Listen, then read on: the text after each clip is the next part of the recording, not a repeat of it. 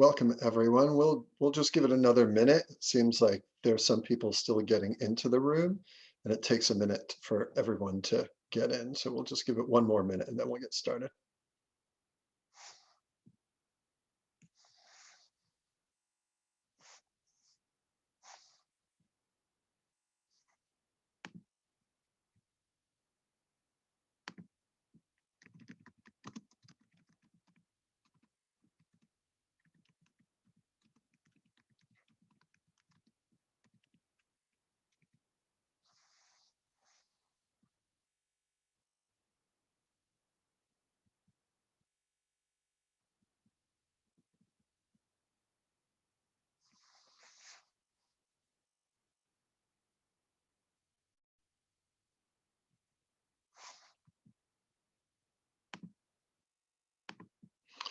Okay, why don't we get started? Let me welcome everyone to the third installment of the Racial Justice Research and Practice Dialogues. For those of you who don't know, I'm Anthony Carpi, Dean of Research at the college. And this session is part of a year-long series we've had extending back to fall and one more coming up in the spring. Sessions focused on racial equity and racial justice. And we've had some really great speakers over the past year, and I'm very excited about this session. All of our sessions are followed up by a workshop for John Jay community members, and this session in particular will be followed up by a workshop on April 13th during community hour at 1:40. So as I was starting to say, this session focuses on economic inequality and justice, and I'm very excited that moderating today's panel is our own Jessica Gordon Nembhard. Jessica is a professor of community justice and social economic development in John Jay's Department of Africana Studies. She's a political economist specializing in community economics, Black political economy, and popular economic literacy.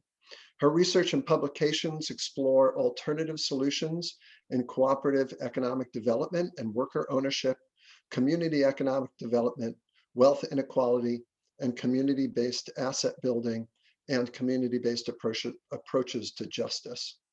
Jessica has published in journals including African American History, the Review of Black Political Economy, the American Economic Review, and more. And she's the author of 2 books, including Collective Courage, A History of African American Economic Thought and Practice, and Capital Control, Financial Regulation, and Industrial Policy in South Korea and Brazil.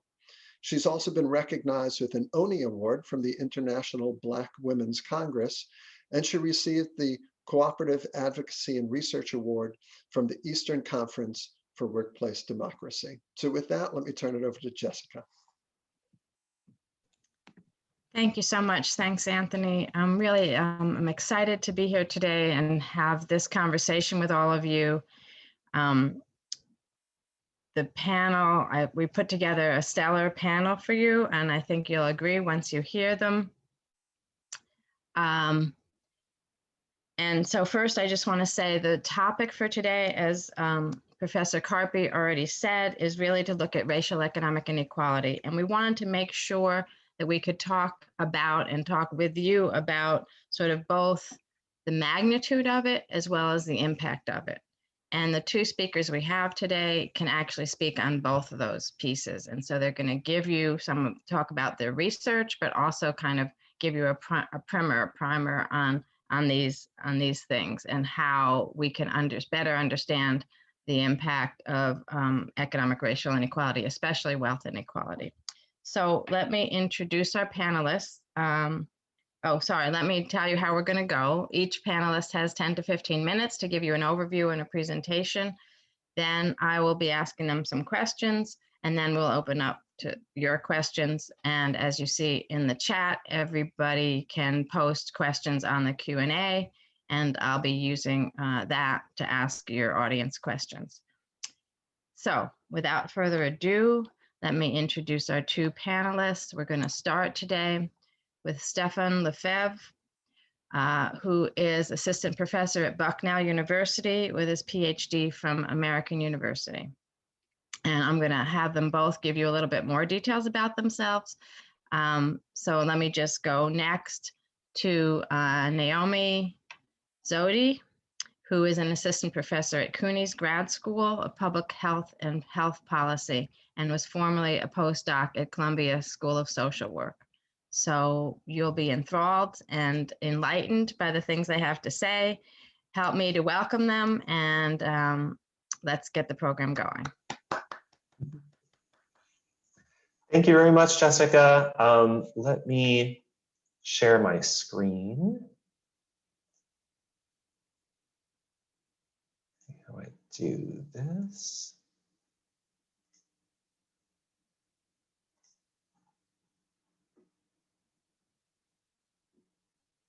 All right. Okay, hopefully now you should see my slide. Okay, wonderful. Well, I'm delighted to be here. And thank you so much for spending this time to talk and think with me about wealth inequality and racial justice. So I have a lot of respect and admiration for the faculty of the CUNY system. One of my most consistent collaborators is at CUNY Brooklyn College. I want to build these ties between CUNY and other institutions. So I plan my remarks today to demonstrate how I approach some of these topics in my research and my teaching. And I hope that at the end, we can have a conversation about how you may think of these topics, or if any of these ideas are helpful in your process. So I'm going to talk about wealth inequality and racial justice, but I want to start with some good news, because it's not going to continue on for long, right? So good news is that we have some political focus on taxing wealth, some political focus on wealth inequality, right? There are some concrete proposals out there from Warren and Biden on a wealth tax, from others on thinking about reparations and policies to address the racial wealth gap. Right? Overall, 66% of Americans favor a wealth tax, and part of this support comes from inequality is so bad that that we are seeing more movement on this. Part of it is also the success of books like From Here to Equality from Sandy Darity and Kirsten Mullen, right, about arguing for reparations for African-American descendants of US slavery. So we're in a moment of change, in part because inequality is growing so bad, right? And this growing inequality is an empirical reality that we can study. To get us all on the same page, first, just talking about what is net worth, right? It's measured at a point in time. It's the sum total of all your assets, net of your debts. For talking to students, you can say that it's the amount that you have in your bank account minus credit card and student loans. That's your net worth, right?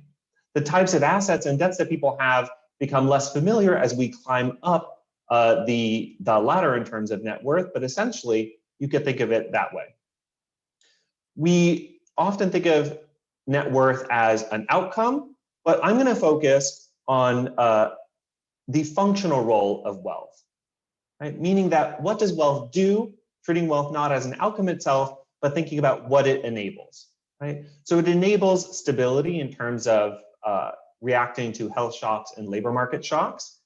It's a source of consumption that if you want to purchase something, if you want to go on a vacation, you're typically not doing that out of your paycheck, right? You have to save up for something. You're using your wealth to consume in for large special occasions, right? You're using wealth for key moments in life, like buying a house and at retirement.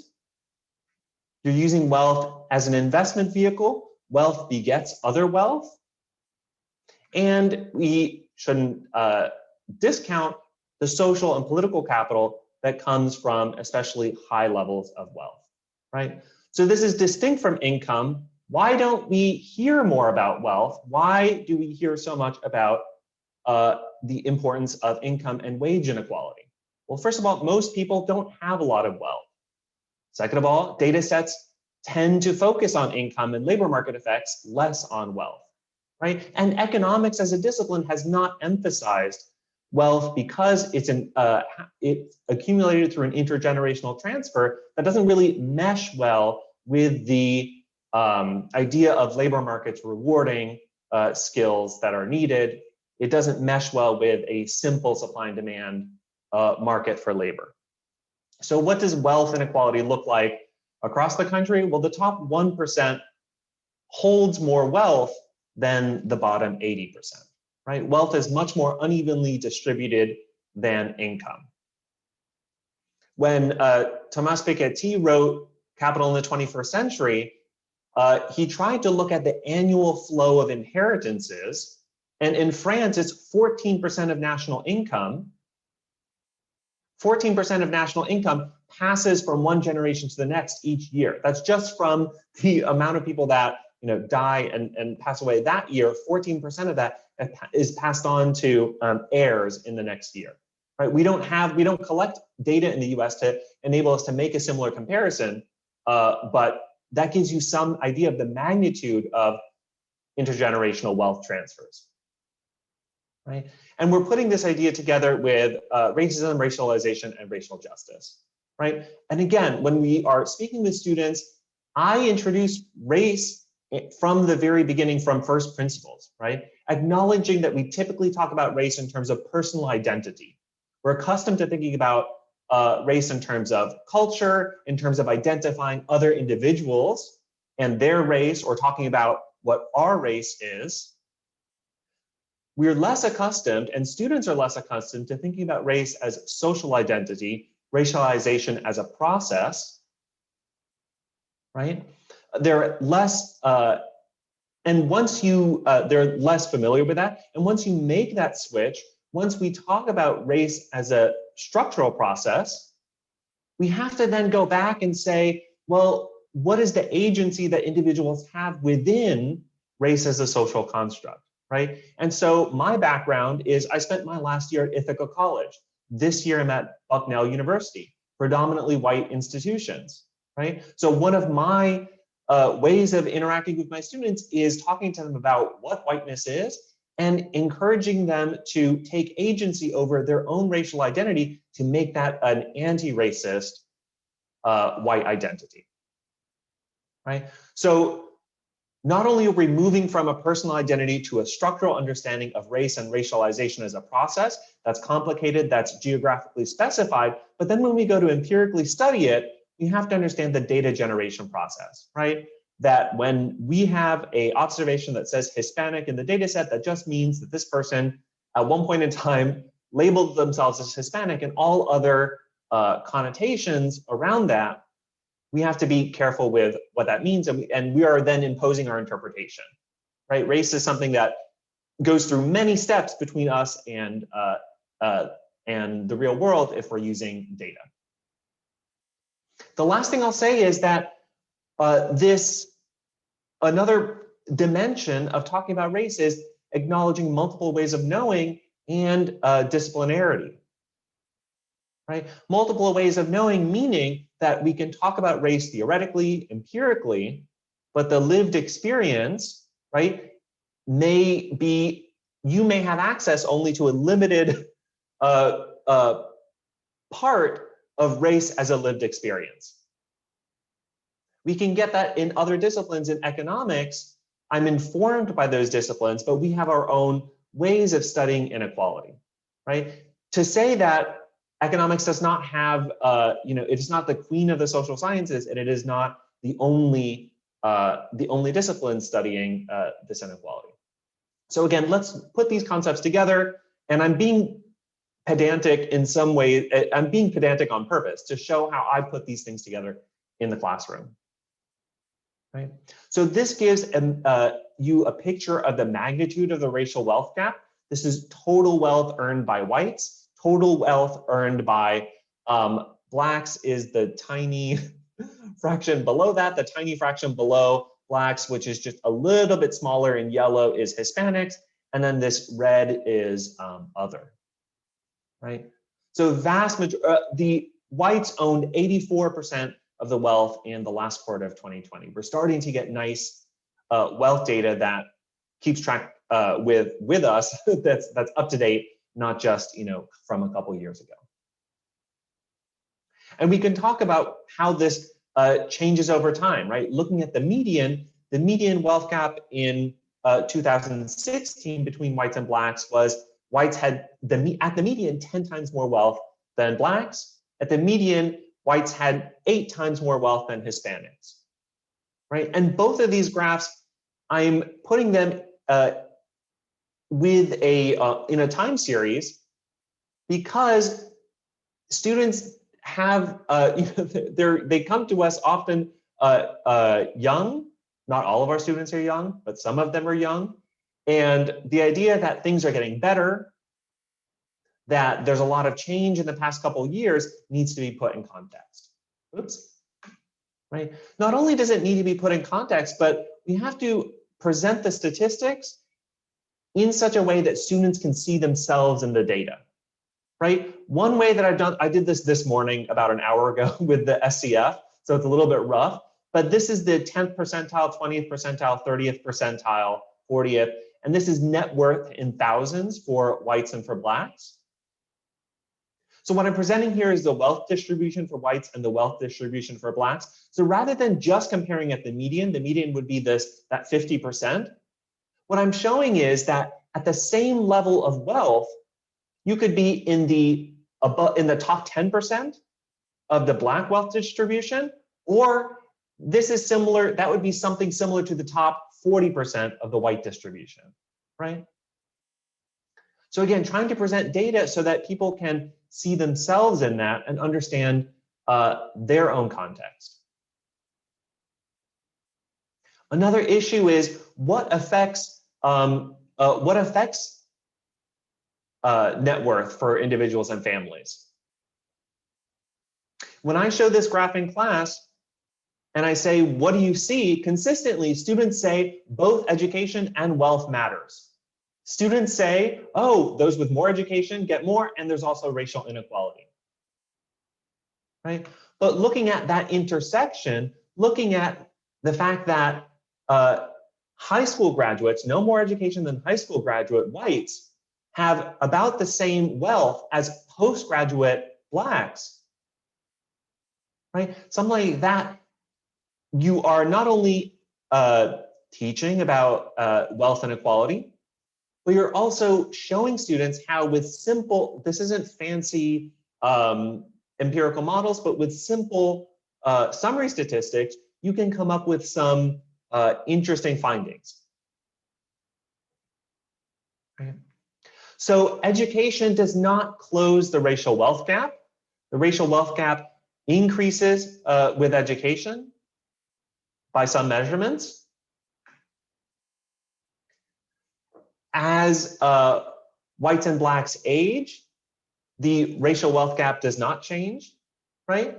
So the racial, and so another way to say that is the racial wealth gap for our traditional age students, 18 to 21, and the racial wealth gap for students a little bit older than that, and the racial wealth gap for students a little bit older than that is still there, right?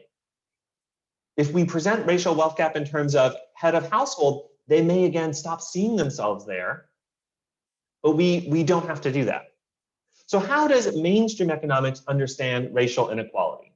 Well, first of all, it's under-theorized, right? There's a lot of empirical works on gaps. There's a lot of empirical work that uses control variables to lower standard errors for regressions, or empirical work that is not about race.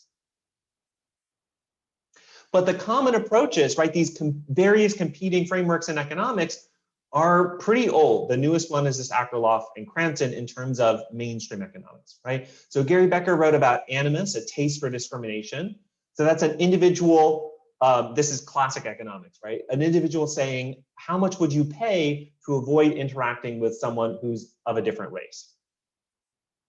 Kenneth Arrow wrote about statistical discrimination. So this isn't animus. This is, I'm going to infer from your individual characteristics. I'm going to use group averages to judge you as an individual, which is a statistical fallacy. But you're using some information, and whether that's correct or incorrect statistical discrimination, whether you have an accurate view of that group or not, is two different variations of that. And the last I'll say is identity economics. So in economics, right, we have this view of the rational utility maximizing agent.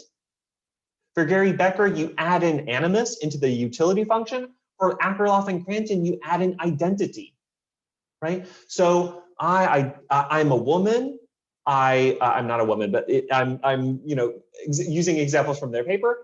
I'm a woman. I know that my social identity is a caregiver. So when I depart from that social identity, I pay an internal psychic cost, right? So these are not perspectives that I find extremely helpful in my work, right? These are perspectives that aim to make positive claims only. They're ahistorical in that they don't see race as something evolving through time and racism as something evolving through time. And they are limited to methodological individualism. The alternative that I prefer is stratification economics, a subfield in economics that seeks to explain intergroup inequality by analyzing the collective self-interest of members of social groups to maintain or improve their group's relative position in a social hierarchy. The stratification economics approach provides a theoretical framework that can be used to develop new approaches in economic theory and empirically testable hypotheses, right? Stratification economics has been applied to understand the origins of racial identity, caste, interpretations of skin color, and intersections of multiple socially salient identities, right? It's fundamentally an alternative to those other approaches that are on the previous slide. The basic idea is that individuals belong to ascriptively marked social groups, and these group identities confer privileges and penalties based on their relative position in a social hierarchy. So individuals thus have incentives to improve or maintain their group's relative position. For any group, of course, the collective ability to affect the position is contingent itself on the resources available to the group. The key point is that there are rewards and punishments that are contingent on group membership, although not all members of the dominant group will receive the same rewards for their group membership. And that's understood and falls within the understanding of stratification economics, right?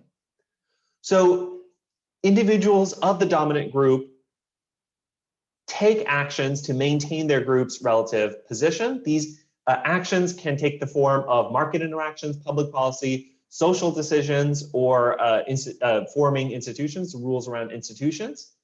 The key characteristics for me of stratification economics is that it opens the door to normative research. By emphasizing relative position, we understand that in order to respond to inequality, some groups have to lose relative privilege, right? We accept that this is not going to be a everyone will win situation in terms of relative privilege. And it also opens the door to collective agency, the agency of groups. So to illustrate, we can look at this table from an old paper now, 2005 paper, Bleach in the Rainbow, Latin ethnicity and preference for whiteness. And we could see that stratification economics theorizes the degree to which individuals identify or not with subaltern groups. Here we see Puerto Ricans, Mexicans, and Cubans categorized their skin color by the interviewer in a survey of US Latinos, right? Their skin color categorized by the interviewer and their self-identity is recorded due to intersecting racial structures in sending countries in the US, in local communities where people live, right, all of this generates different propensities to identify as Black. Race is strongly associated with social exclusion and inequality throughout all of the Americas, with Latinos demonstrating a strong preference for whiteness and a strong aversion to Black identity. So I'm slowly wrapping things up, but I'll finish by saying, here's where some of my research and my teaching come in, right? So currently I'm working on 2 papers. One is looking at the effect of public health insurance, Medicaid, on individual wealth. Mainstream economics says that public health insurance should lower savings. Public health insurance, we save in order to, for contingencies. If you have health insurance, then that's going to pay for, in case you have an accident, that's going to pay, or a health emergency, that's going to pay the bill. You don't have to save for that. Oh, my saving goes down if I have health insurance, right? I suspect that Medicaid allows individuals to save more through other mechanisms, not least of which is health, improved health. So that's the idea behind some of my work. The other work, I'm using the PSID to look at the effect of extended family wealth on college enrollment. So does the wealth of one's aunts, uncles, and grandparents matter for college enrollment? Right? Both of these are informed by stratification economics' view that intergenerational wealth transfers really matter. And where my teaching is, this semester I'm teaching economics of inequality, where I'm having students split up and write different sections of a policy paper called The Biden Administration's First 100 Days, a Scorecard on Inequality, right? So they are doing a sort of history of the moment and analysis of the moment, with sections on labor market and income support, macroeconomics. And so I asked students, what question are you answering in your section, And as an example, someone who's doing monetary policy is like, well, is it too simple to say, what's monetary policy under Biden? I said, no, that's great, write that, through the lens of economics of inequality, right? Everything is through that lens for the purposes of this paper. And I put the slide in there, but I'm going to kind of quickly go over this. But so teaching materials, I teach my class similar to how, in a more extended version, similar to how I presented here. I break down what it means for race to be a social construct, and we talk about this in detail. And we talk about stratification economics and this idea of whites taking actions to maintain their group's privilege. It's not whites doing implicit bias. It's not whites doing things because they were taught this way and they don't know any better. It's not a lack of education, right? It is self-interest, which is ironically not something that mainstream economics has embraced in terms of explaining racism. So some concluding thoughts. And these are things that I've thought about for a couple days, so I'm interested to hear reactions to this, right? What does it mean to be attentive to racial and wealth inequality in our roles at the university?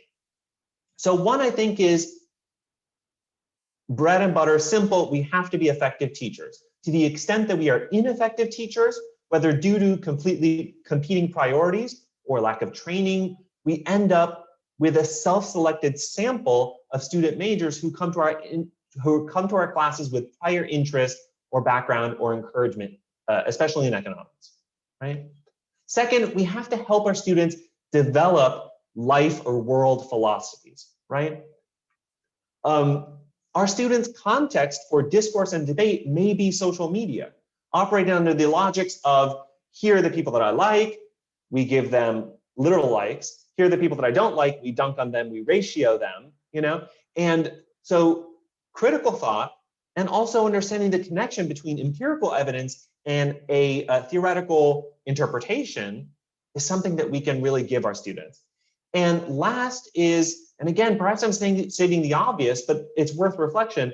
Last is embrace a social justice framework in your course, right? This requires, depending on your background, this requires additional expertise. You don't just need to know economics, and in my case, economics and pedagogy of economics, but you also need to know social justice critiques within economics, right?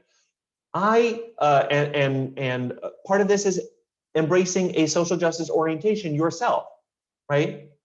And thinking about what this means, alternatives to a grievance or charity or white savior or other models, right? Why do you care about this? And lastly, making sure that your educational materials present people of color in positive and diverse ways, right? Ways that maintain agency of individuals and communities. So to recap, we covered some stylized facts about wealth inequality and racial inequality.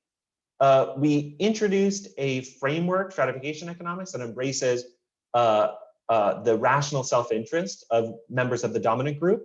And we had some key ideas about good teaching is good teaching, and helping students interpret what they see and apply more sophisticated analyses. All right, that's all I have. Thank you so much. Thank you, Stephan. That was really, really helpful. Exactly what we needed. We wanted that kind of grounding, reminding of people, you know, how insidious and perpetual wealth inequality is, even though we don't always, right, the media and the measurements don't always focus on it, and yet it's so consequential to how our society lives, and that it's racialized, as you said. Also, I love the way you talked about, you know, the way we come to race as individuals, and it's up to the rest, you know, to us as faculty members to help people think about it in a structural way and think about racialized systems and social identities in those systems, and then the agency in those systems. So even when we recognize that there's systemic issues, we all have agency in that. And I think that, you know, the stratification economics helps us to think that way also. So thank you for introducing us to that. And then, you know, your notion about how we interpret data, right? Data is not actually as neutral as we say it is. And so you helped us to think about that also. Let's go now to Naomi. She's got her 10 to 15 minutes, and then we'll start dialoguing more. Take it away, Naomi. Okay, and thank you, Stephan. That was, I mean, it was really nice the way you like pointed out all of the kind of the pedagogical approaches, you know, in this meta way. And I think that's really useful to think about. We have a lot of like content overlap. I think they're going to be good, like complementary in a good way. So let me just get started. So I'm Naomi. I'm also at CUNY. It's nice to meet everybody. And can you see my slide? All right. So we have two inequality problems. And one of them is the problem that's happening in the middle of the screen, and it's at the median. So, you know, if you just take like pluck one white person, just an everyday white person, and compared to an everyday Black person, that white household is going to have a lot more wealth than the everyday Black household by a factor of 10, as a matter of fact. And then the other wealth inequality problem is the one that's happening at the right side of the screen. And that is the fact that there is a white billionaire class that controls the majority of everybody's wealth. So there are two separate, distinct, but kind of complementary problems. And if we want to create good systems that are efficient, that are able to, you know, like to meet the needs of a civilized society, we have to address both of those problems. So just to kind of give an idea of exactly how unequal the wealth distribution is, and I think that for me, it reminds me of like trying to think about how far apart the planets are. It just doesn't even really make sense. Because we don't think on that scale very frequently. But okay, let's take 100 people to represent the United States, and we'll take $100 to represent all of the wealth held by households in the United States. So one thing that we could do is to give each person $1, right? But that's of course not what we do. First thing we do, we give $40 to the first guy. And I say guy because actually 90% of the world's billionaires are in fact men. So we give $40 to the first guy. We give the next $40 to the next 9 people. And that leaves us with $20 to kind of sprinkle across the other 90 of us. And in reality, it's a little bit worse because the last few owe the first few. So wealth inequality is pretty extreme. And not only that, but it's getting more extreme over time. So throughout the 80s, the 90s, the past several decades, like as computers entered into the economy, there was a lot of productivity growth. Things just happened more efficiently. But the economic gains, especially the financial gains, the returns to those like productivity increases didn't really go to all of the employees at the company. It primarily went to the people who owned those companies. So what we see is that a lot of the increases and growth for the economy as a whole went to the top 1% over this time period. And you might be familiar with this slide. I think it's maybe a good one to use. But basically, it's getting even worse, even when we're looking at the median problem between Black and white households. So in 2016, the median white household has 10 times as much. And even in 1983, they held 8 times the wealth at the median. So we're certainly not getting better. And there's a lot of different reasons why wealth matters. And Stephan already went over some of this, so I'm going to move a little bit more quickly on this slide. But basically, even when you don't spend the money, it gives you peace of mind. So it's nice to just know it's there. It acts like insurance in that way. And independent of income, it predicts attendance at 2- and 4-year institutions of higher education, graduation from those institutions, and whether you move from one income quintile to a higher one. So social mobility is related to your parents' net worth, independent of their income. And it confers a kind of social standing. If you think about it, like if you have some capital and you get to start a business and you get to hire somebody in your neighborhood and you get to sponsor the Little League team and you get to organize around political interests and have some, like meetings with your political representatives about it, it gives you a stake in your community. It gives you kind of just like, and as a matter of fact, more small businesses in a town or in an area or in a neighborhood makes that town, for one example, more resilient to the whims of large employers. But those small businesses require seed capital. So wealth contributes in so many different ways to people's lives, other than just income, which is like it comes in every month and you just use it to buy what you need right now. So we've understood that wealth has been important, and we've tried to have different kinds of public policies to like subsidize wealth, but they have not worked very well. 529s is a good example. The way it works is you can put some money aside in a savings account for a child, and then they can use it on college, when they get older. First of all, it's a tax-free, that money is, so it's highly regressive. Mitt Romney informed us all that 47% of people don't pay income taxes. And so those people are not even going to be affected by this. And in general, the more money you make, the more like valuable a tax break will be. So it is very regressive in that sense. So what you end up finding, government accountability report, like the GAO report, showed that for like among those people who have kids who are eligible to participate, the ones who do have 25 times at the median the wealth of those who do not. So basically what we're doing is subsidizing wealth creation for wealthy people. So that didn't work. And then there's another idea, individual development accounts. And this one is specifically, eligibility is based on income. So it's poor families, near poor families. If they put money aside into this account and they don't spend that money for some number of years, and then at that point they withdraw it and like use it for a down payment or a couple of approved uses, then the program would match that like 4 to 1.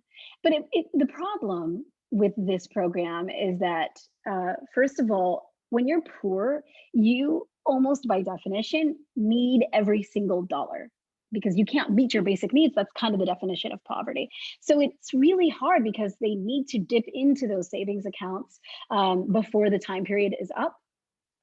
So they did a randomized controlled trial, and then they found that over the long term, there was no detectable difference in the wealth of those who were assigned to participate and those who were assigned not to. So that didn't really work either.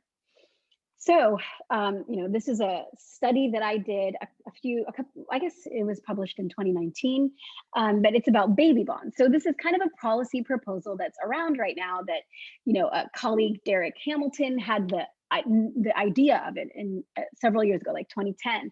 And then I got the data and did the empirical evaluation just to see like what would happen. So basically the way it works is that it is a universal federally funded trust fund for every single baby born in the United States. So everyone gets something, but those with the least wealth get the most. And the reason that matters is because, like Stephan was talking about, this intergenerational transfer of wealth.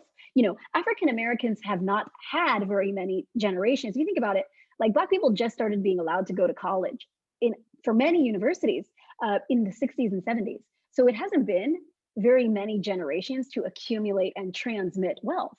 So whereas we've made some progress on income inequality, wealth inequality at the same level of income, basically, when Black and white people have the same level of income, the differences in net worth are far more extreme. So what happens is the reason you design this policy in this way is because it actively corrects for the historical intergenerational lack of access to wealth. So everybody gets something, but the least wealthy get the most, between $500 and up to $50,000. But because you don't put the money in yourself, you also can't touch the money until it has matured. So, the newborn gets it when they're born, and then they get control over it when they become a young adult. The total cost is only about $80 billion because it's about 4 million newborns born in the United States every year, and 80 billion divided amongst all of them is about 20,000 each. But instead of it being 20,000 each, it's a little more for some and a little less for others. So the question is, at that size, 80 billion, we're talking about the same size as food stamps. So not like a huge revolutionary change to our government expenditures. Could we make any progress on these big structural issues? So I got data from the panel study of income dynamics. It's been following families since 1968, every few years. And when they have kids and they follow them, and they have immigrant refresher samples every couple of years too. They just started asking questions about wealth in 1984, I think.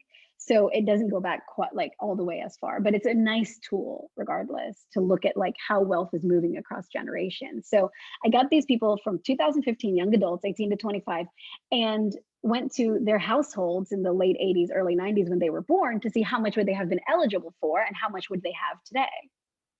And so here's what we have in young adult households in the 2015 panel study of income dynamic. You might be surprised that they have any wealth at all. They're 18 to 25-year-olds, but we're talking, these are people, these are differences in, did you have to take out loans to go to school? Did your parents give you help with a down payment, that kind of thing? By the age of 25, we're already seeing some pretty substantial inequalities. So it's at a factor of 15.9, meaning at the median, just the one in the middle, the white household has 16 times the wealth of the median Black household. So with baby bonds, everybody's net worth increases at the median.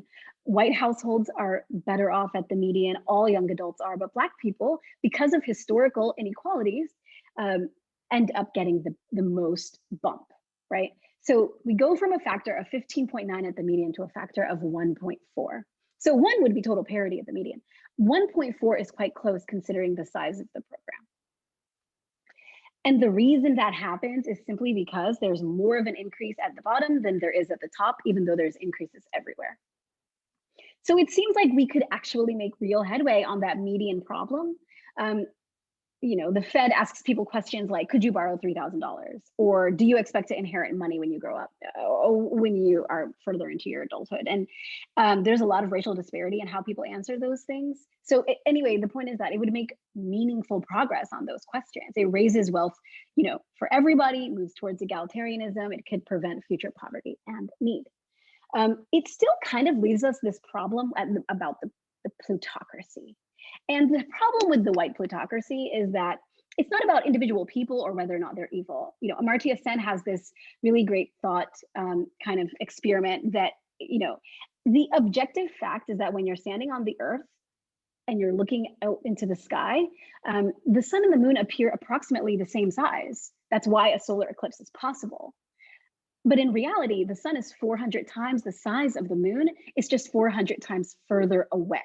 And the only way that you could possibly know that is by getting information about literally all of the angles, So what we end up happening is that these inequalities continue to recreate themselves because people who have access to power and resources solve the problems that they can see that are in front of them, those problems that are largest. So we have COVID cases by zip code in New York City. They're in South Central Brooklyn and in the Bronx, and the same problems with maternal mortality. And, so I'm assistant professor in a school of public health. And so I find health insurance very interesting as a problem. In the US, we have the most privatized healthcare system. And the fact is that it's so inequitable in general, and it's extremely inefficient. So, on the left, the US, that's the US, we're spending way more than anybody else. And then on the right, this is the US, we have way worse life expectancy. We have fewer physicians per capita, fewer physician visits, we have more chronic conditions. So the system's not really designed to solve our problems. We had the Affordable Care Act. It turns out that the Medicaid expansion was a lot more successful than we anticipated, and the exchanges were less so. These are from my papers, but there's a very voluminous literature about how, so on the right, this is reductions in rates of home eviction as a result of Medicaid expansion, reductions in the rate of poverty as well. And in the exchanges, on the other hand, this was, actually one of my papers, I should update that. It's not an R&R, it was published last year.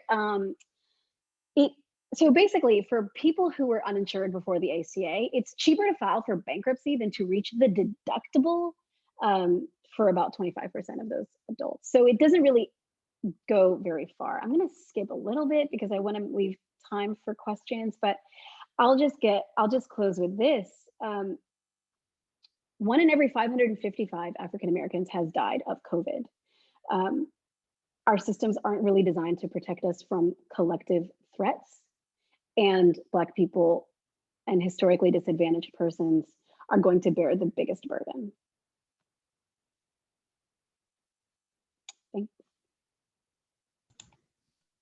Thank you. It's hard to clap on that note, but I do want to thank you so much for a great presentation. I hope you all have noticed not just that there was some overlap because they're both talking about racial wealth inequality, but notice some of the issues about racial wealth inequality. One is that even at the top, right, when in both cases they looked at median and the top and whatever, even at the top, in fact, the wealth inequality is worse, right? We always think, just get us some Black millionaires or whatever, and we get some parity, but actually at the top, the inequalities are worse. At the top of the education levels, the inequalities are at the worst. And then we didn't focus as much on the bottom, but at the bottom, I think there were a couple of things, but if you look at it closely, people of color have so much more negative wealth, meaning they owe more than they own.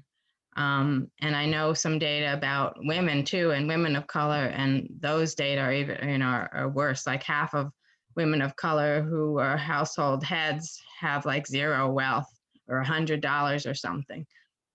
So the magnitude is really important. And that's why we keep saying, in some ways, wealth inequality gives us a much better picture of the economic status of people than income inequality. The other thing about wealth inequality means that if you lose your income, and of course, not everybody even has one, but if you lose your income, you can't, right? You can't pay your bills, right? You lose your house, you lose, right? And we often talk about asset poverty. Within 3 months, if you lost your income, could you still pay your bills, live where you're living, feed your family? And most people can't. Right? Most people actually have asset poverty. They don't have enough savings, enough wealth to last them if they lose their income. So those kinds of issues are also what you can raise when you can address the wealth inequality issue. And then I think we also learned from Naomi that, how policy can make a difference. So we talked a little bit about how our own agency matters, but also policy, right? That if we actually think about racialized and wealth conscious policy, we can actually make change. I actually hadn't seen that, the data on the baby bonds. It's quite incredible, right? And the thing there is even the rich people get richer, so they shouldn't be objecting to it. I mean, they may not make as much riches as they would, but they shouldn't be objecting to it because they still get richer. But then the people at the bottom, you see that, you know, it's just incredible what a difference that can make. And the health policy data, right? I think a lot of people were so skeptical, especially because of all the negative stuff about, you know, Obamacare and these other kinds of health insurance and stuff. But when you see the rates, right, the fact that people being able to have real health insurance meant they had less evictions, right? I mean, that's a huge thing that people don't even think about. But again, it's all the ways that these kinds of things interact with each other. So you guys might have actually answered my pre-arranged questions. But I did want to ask you a couple things. So Stephan, do you want to give us a little bit more detail about stratification economics and why you think it really helps to get at the root of our understanding of racial economic inequality?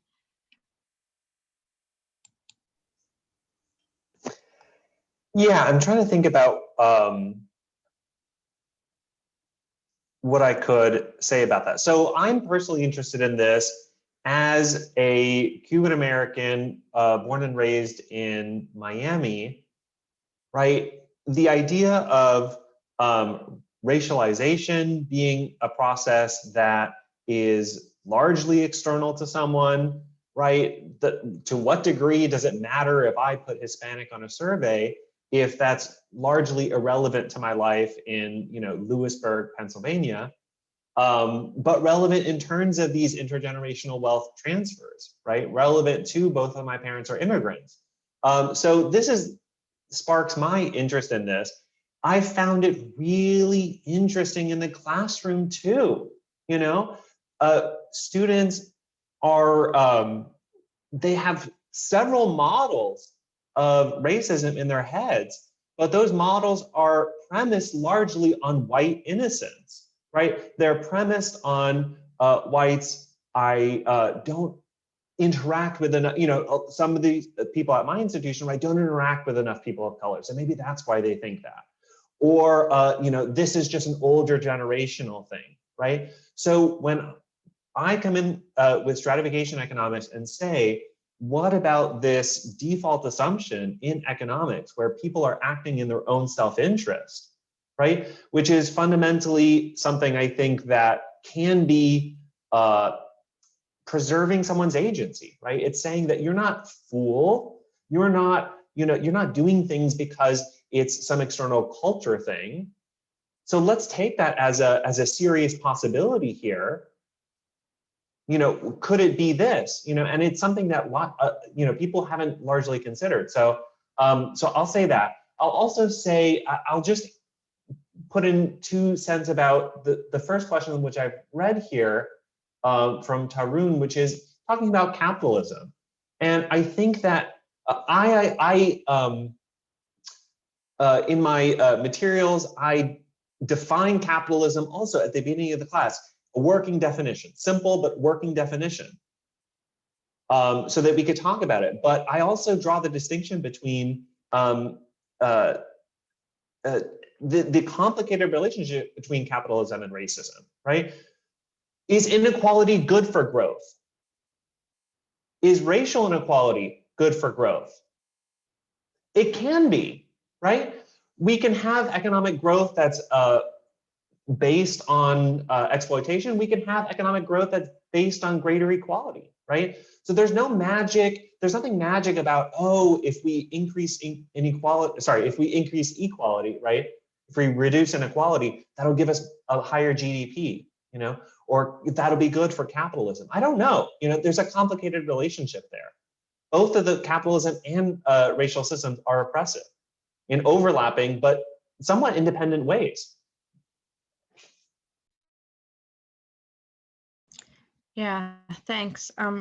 Naomi, do you want to answer the capitalism question? Then I have a different question for you, or do you want me to just, I also have something to say about the capitalism question, but I want to give you a chance since Stephan already started it. Yeah, I mean, I think that, you know, there's so much tied to the word capitalism versus the word socialism, for example, and how we can invoke that to different ends. And you know, it's even such a political, like, hot potato. You know, Elizabeth Warren is like, I'm a capitalist to my bones, you know, and that, I guess, was the defining difference between her and Bernie Sanders, even though they had a lot of similar ideas. You know, for me, the word capitalism is about what is like the most important thing in the way that we structure our society. Is it capital and the holders of capital, or is it social needs and people's needs? And to the extent that that's kind of our working definition of capitalism, that like the most important thing that makes all the decisions and that all of our decisions should be kind of subjected to is the needs and interests of capital, then yeah, a capitalist system is going to kind of lend itself to inequality, and we can expect inequality to continue to like as corporations grow and they buy each other and they knock each other out, they become more and more powerful. Then they, you know, they just the whole pie might be growing, but the slice of the pie going to everybody else can be shrinking. So if you don't like at least highly regulate the capital system, you can't leave capitalism to itself, because then it doesn't care about us. You know? And yeah, I mean, and just the whole fact that we even have to talk about race is because of capital. Modern, you know, finance really started with like the slave trade. That was this huge new capital frontier. They're growing, so now they're taking on debt in a totally different way because they have these expectations of return, which are all totally dependent on free labor and free land. And then they created, like, legally, you know, like Howard Zinn kind of analysis, that how we legally created race as a concept to distinguish poor white laborers from like Black people. So basically, like, they just invented the idea of race for the purposes of capitalism and profit. And now we have to, you know, deal with it. Yeah, thank you. I was going to say something similar, that, you know, capitalism and racism grew together. Racism was a way to, as Naomi already said, but, you know, to justify capitalist exploitation and to keep people divided so that the exploitation could be more effective, right? And I think the other issues that maybe haven't been said, because everybody else was pretty eloquently already about it, is, or I'll expand on Naomi, because I do think it's about values-based economics, right? And capital is just about profit maximization, capitalism, right? To do whatever you need to do to lower costs. Labor is one of the major costs in an economic system. And so capitalism is about keeping all the costs low, right? Especially labor costs. So that means exploiting labor. You also can exploit labor by making sure there's enough unemployed people and enough people fighting each other, right? That they don't, you know, they don't start using collective action to demand more things from the capitalists. And so capitalism, right, reinvigorates and recycles all the possible differences and problems between people and magnifies them for the good of that top 1% or whatever. So I think that's, you know, and I try to teach my students, you know, we have to, let's be honest about the system we live in, right? And let's be honest that the system we live in also tries to create mythologies to perpetuate itself, so that we think that there's a meritocracy and that it's, you know, people are poor because they don't work hard enough, when that's not true, right? We focus on income when we really should be focusing on wealth, because again, income is about what individuals do or get, and we're supposed to assume that people get what they put in and not think about, right, intergenerational wealth and the way that most wealth is theft and that kind of thing. So I do think it helps to give students these analytical tools to think through what these effects are, why they happen, and again, to be able to balance sort of, you know, what is it about individuals and what is it about the systems, and help them process that and help them. I also find my students, it gives them terminology, right? Concepts and terminology to process what's happening, so they don't just have these automatic reactions based on kind of the prevailing attitudes. So I think in that sense, it's important. well, just the terminology that we got, Occupy Wall Street taught us all about the concept of the 1% versus the 99%, and I think that like just having that terminology was super powerful for people. And it kind of, so I'm just gonna point out the Philip Janos's question about, well-meaning people kind of looking at individual behaviors. And I think that speaks to the graph that Stephan, you showed, how these really highly educated Black people are about as well off as white people who just graduated from high school. So it's like education is clearly not the answer. There's no way you can educate your way out of the racial wealth gap. It's just not about that. It has nothing to do with people's decisions. Yeah, and I think that's really important because actually our students, right, they're putting everything they have into an education. And so it's really hard for them to hear that education won't really solve everything. On the other hand, I mean, none of us, we're all educators. We wouldn't say don't do it. We wouldn't say don't invest in your education, but we do have to be honest that in terms of the systemic issues, especially the wealth issues, that education is not enough.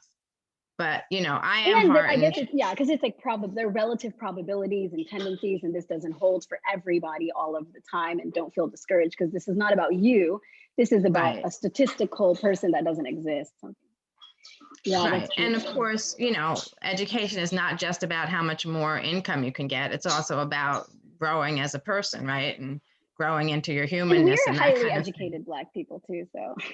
Right. And of course, and that education does allow some individuals to make more money, right? Even though it doesn't address the wealth inequality, it does. So, right. So we're not saying don't participate in education, but we're saying that if we really want to talk about these issues, we have to go beyond that. And I think, Naomi, your discussion about policy really helped us to see there are things, right? We're not helpless about how to address these things. We can, once we understand the systems and the structures, we can create and think about new systems and structures that can mitigate and address these things, right? So I don't know if you want to talk more about sort of policy and how you ended up, kind of really focusing a lot of your work on looking at and analyzing policies. And then I know Stephan has a question for you. Yeah, I mean, just kind of, I came out, I was starting my dissertation right when the Affordable Care Act was being passed. And so my intention was to study how like, it's gonna look like the ACA's private health insurance isn't that helpful for consumers, but I'm gonna show that it is, And I kind of ended up proving myself wrong because in a lot of ways, the public coverage, has all these benefits. There's, Medicaid is free, first of all, and you pay like $2 for a prescription and sometimes nothing. But then these private insurance policies through the ACA, they had like, well, the median deductible is like $4,000. So, if you happen to be in the right income level, there's a sweet spot of income level where you get great coverage. And as soon as you make like $35,000 a year as a single adult, they presume you can pay for everything by yourself. You don't need any other contribution to your premium, and you can face these thousands. So now you got to pay hundreds of dollars every month out of your pocket for your premium. And then you're paying for all of your healthcare because the vast majority of people are not going to get that high. So it's like, I care about designing policies from the perspective of the person that it's going to affect, not from the perspective of the companies or the markets. I think of markets really as just a way of serving people and their needs. So starting from the person, what they can do and what they need, and then what are like smart, efficient, like well-functioning ways that will meet their needs, that will solve these problems rather than make a little bit of improvement. Great, thanks. Stephan? To be honest, my question was going to be this one that anonymous attendee also asked, which is how to communicate these ideas to our students without devastating them. Naomi, I'm assuming that you teach classes both on touching racial inequality and also health. And this is, these are really big issues right now. My short answer to this would be Black people and people of color have been fighting for justice, right, all of this time. So embracing that agency and helping students see what a political fight looks like, what an intellectual fight looks like, makes it, agency is the key to combating this helplessness, I think. But yeah, I'm all ears for other thoughts and approaches to this. I'm so glad for this question because I honestly have not been thinking about it. You know, I guess to my mind, they know what's going on. Like especially when you go to a new city, because you sometimes get used to your own inequality and you go somewhere else and then you're like, wow, y'all really do this to Black people here? Wow. But it's everywhere you go in the entire world almost. And they know what's going on. They see themselves, even if like they're middle class, they might not be too far removed from poverty. And at the very least, like there's, you know, like white money and it's different, you know, like I think that people already have these ideas. And so all we're really doing is not, you know, introducing them to the idea, but solidifying it, like specifying it, you know, examining it in a more like intentional way. And it kind of helps actually, I guess, to remove any like to think that there was something wrong with you, your parents, or where you're from, or the decisions that people make when they're in poverty, as opposed to this is how things have been designed and we could do it differently and better. Yeah, the other thing, I actually think about this a lot because my students do sometimes say that they get discouraged and depressed from the information I give them. So I've had to think about it a lot. And one of the things I do is, right, the agency, right, to show that people haven't been, you know, they haven't allowed themselves to be victims or victimized at each stage, at every era. You know, we've done something, we've fought back, we've used collective action, we've tried different ideas. You know, my work in community economics and solidarity economics is about how people in their everyday lives do things under the radar that's more human. They create as much human economic relationships as they possibly can, and they fight for more, right? So I try to point out and get people to see what's already happening, right? What are the good things happening already, and how can we augment them? And then also try to show them, right, when we get the policies right, changing policy, enacting new policy, demanding different policies can actually make a difference, and get them to think about that. I usually try to give them some assignments about what could we be doing, what has worked, what could we be doing, to look through history of what's worked, and to look, you know, sometimes do even policy analyses to see what's worked, why it's worked. If it didn't work, why didn't it work?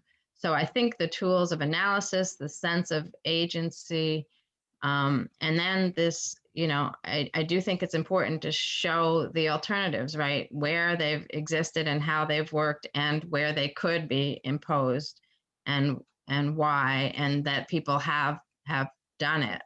It's not, you know, it doesn't solve everything, and some students still will be discouraged. But on the other hand, I feel like we've at least given them the tools to rethink, reanalyze, and